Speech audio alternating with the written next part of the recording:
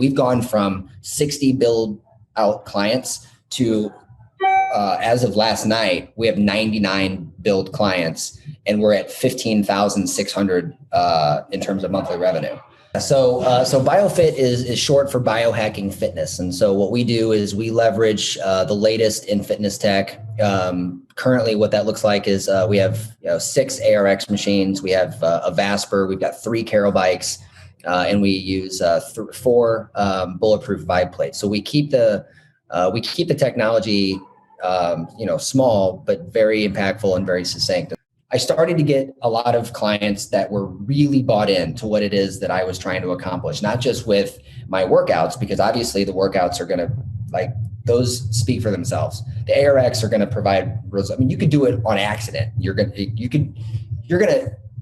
even have to try, and you're going to get results from the ARX. That's how amazing the machines are. And in the last 2 months, literally in the last 2 months, we've grown 40%. We've had just a ridiculous explosion of demo. I mean, we probably give 10, 12 demos a week, right? And we have an 80% closing ratio. So, and our client retention is, 85, 90%. And so once people come in here and they try the ARX for the first time, and they do a 3-minute workout, and on average, most people who come in here will, they will admit that after 3 minutes, the big 3 on the alpha, they feel like they've been working out for an hour. One of the barriers, I guess, to entry, so to speak, with somebody wanting to use ARX in their studio, whether it's switching, from like an old technology to a new, or if they're starting a new studio, is the sticker price, right? The approximately 40 grand, for the machines. Well, like I was telling you, I spent $40,000 on Rogue equipment when I first started my conventional gym, literally 6 months before I found out what ARX was.